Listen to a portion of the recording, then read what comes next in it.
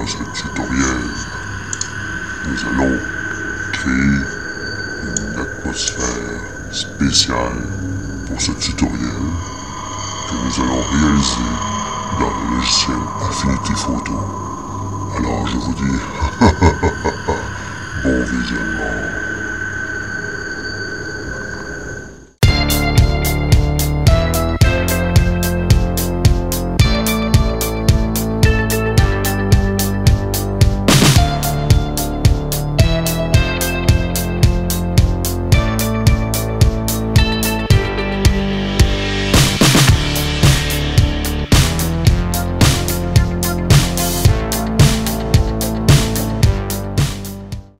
Nous voici dans l'interface de Develop Persona du logiciel Affinity Photo. Voici un fichier RAW de la bibliothèque municipale de ma ville.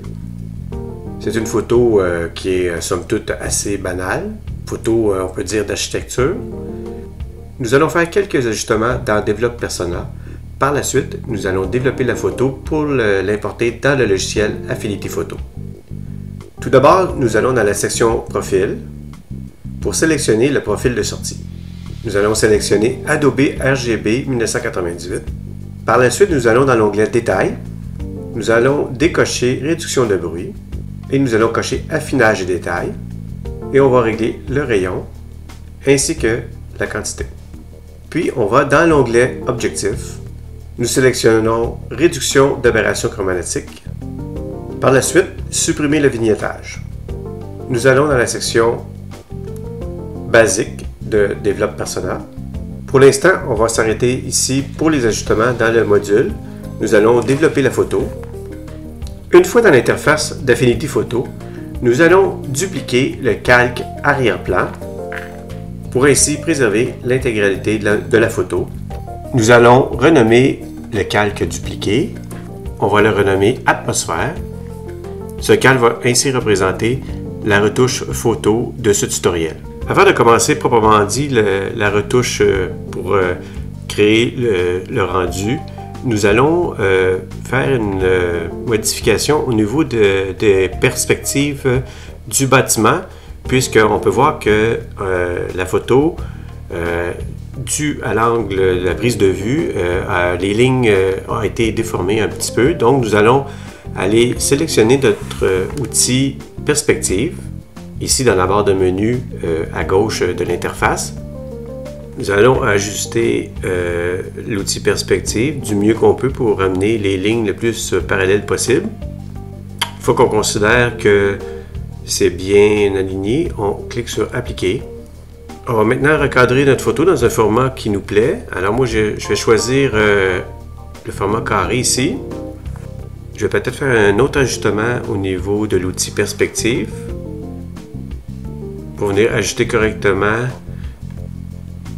l'arête ici de l'édifice pour que ce soit le plus parallèle possible.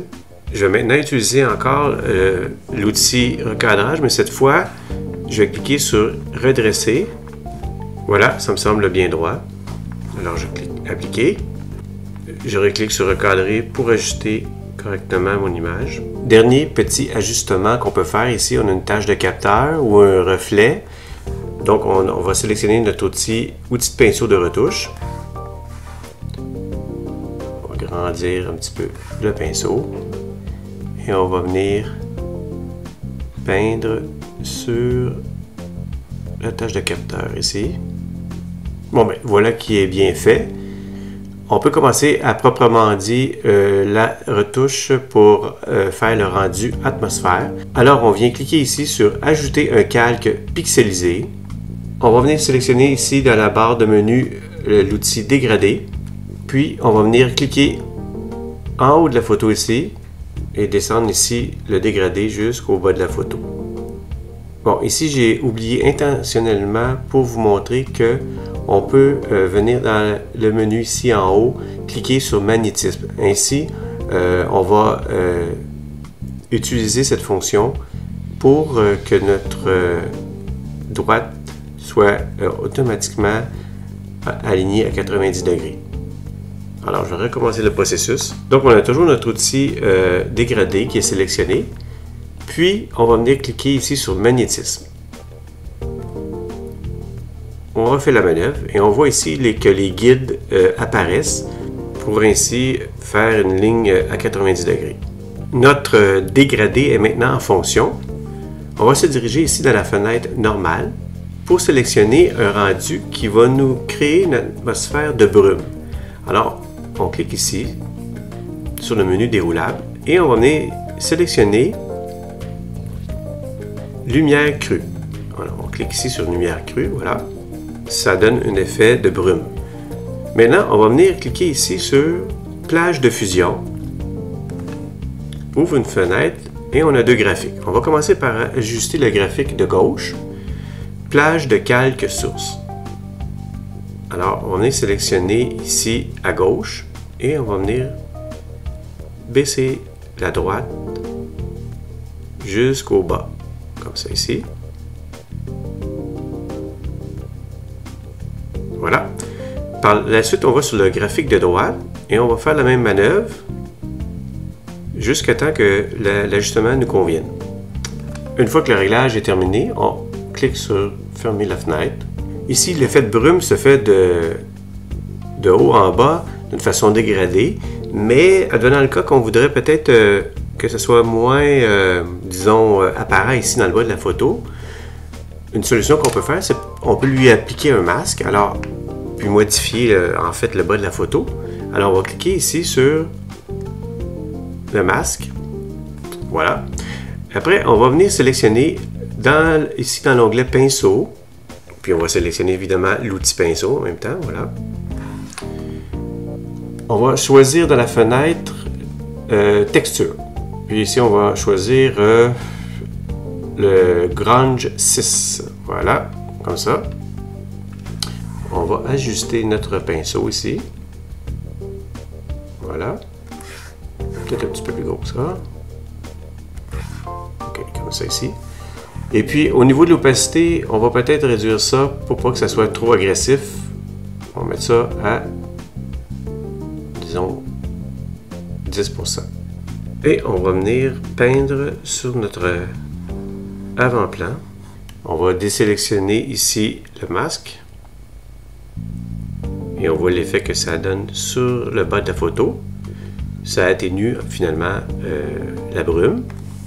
Une fois que c'est complété, nous allons maintenant donner une atmosphère un peu plus, disons, froide à notre image. Pour ce faire, nous allons dans le menu calque, nouveau calque de réglage, réglage recoloré. Voilà, on va placer la fenêtre ici en haut. Donc, je vais choisir une teinte un peu plus froide, dans les, disons, les bleus ici. Voilà.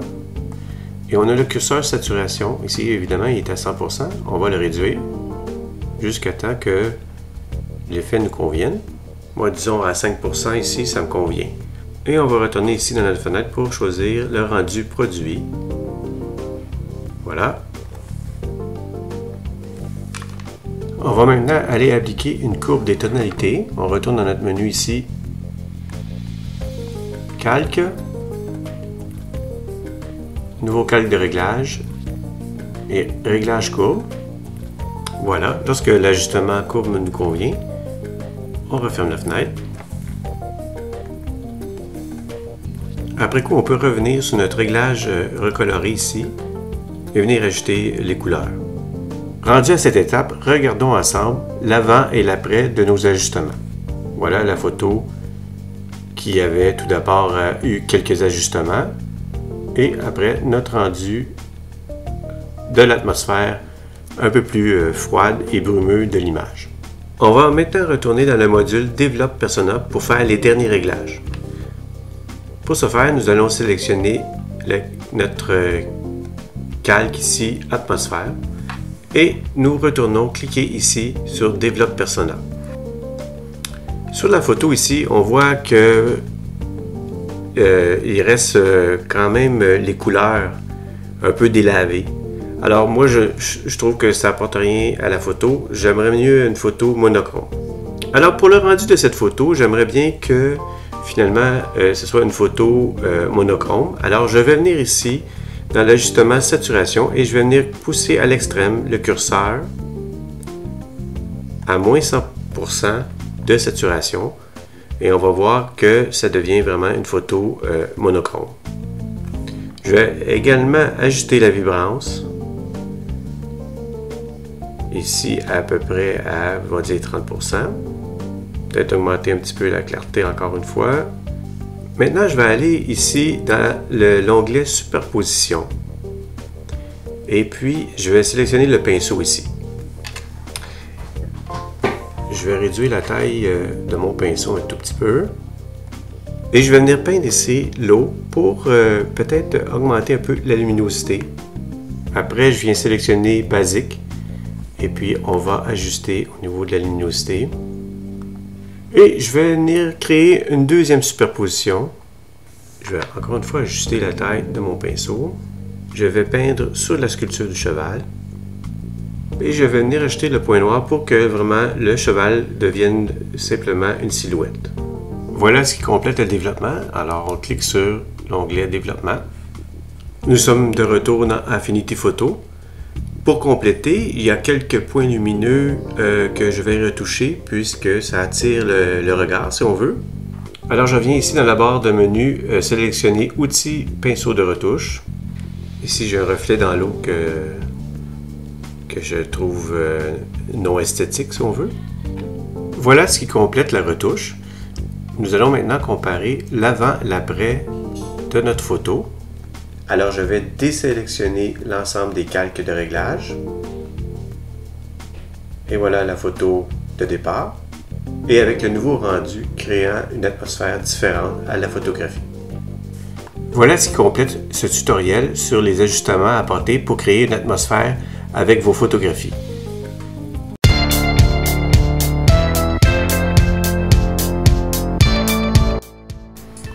Dans la prochaine vidéo, nous allons voir comment utiliser le masque du logiciel Affinity Photo. Je vous dis à la prochaine fois.